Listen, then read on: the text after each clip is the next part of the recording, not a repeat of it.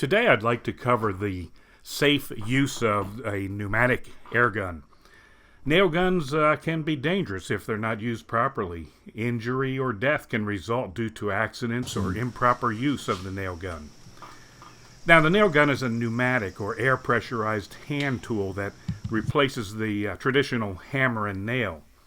Common injuries due to nail guns are things like puncture wounds in the eye, skull, or skin, and of course hearing loss. These are the nailers that we have at our shop. We use mostly out on job site. They're pass loads. To load a gun, you would want to make sure that this slide is all the way up and locked. This thing here locks it in place. Then you want to put a stick of nails in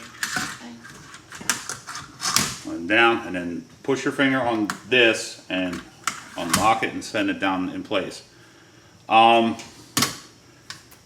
far as safety, you want to always keep your safety glasses on when you're operating a nailer, and mostly at all times on our job sites, but keep your safety glasses on. Always keep your finger off of the trigger. That's the most important thing. Unless you're ready to shoot, keep your finger off of the trigger. Because it can go off at any time. It really can. It's a dangerous piece. It's a handy piece, a time-saving piece, but it's a dangerous piece as well. When you're ready to shoot, or when you're getting set up to shoot, you'll want to hook your air up to it. Try and always keep the gun pointed away from you. You hook your air up. Now, it is completely ready to shoot. It's active. So you want to take even more care now that the air is hooked up. When you're walking around on site, try and keep it always pointed away from you, and don't carry it by the handle if you can avoid it.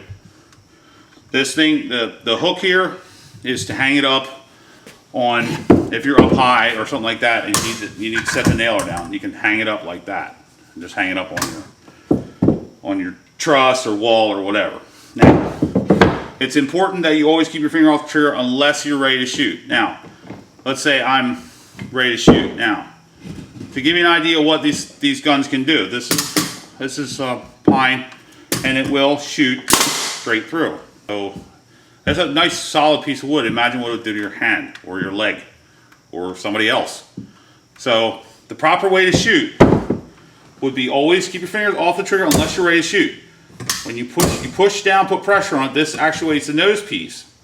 And the nose piece goes up, it is completely ready to shoot. If safety is off, then you can pull your trigger. Take care when you're pulling your trigger. It can be an automatic. These are set up so they can shoot one right after the other. But you don't want to do that when you're first starting out, because you want to make sure your nails go in a nice pattern.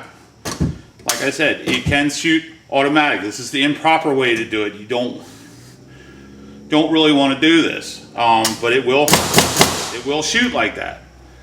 But that doesn't make it right, because you want to do a nice job. So you want to keep your nails in a nice pattern. All right, this is the nose spring of the nailer. It's very important that this spring is on every nailer you use, because it is a safety feature.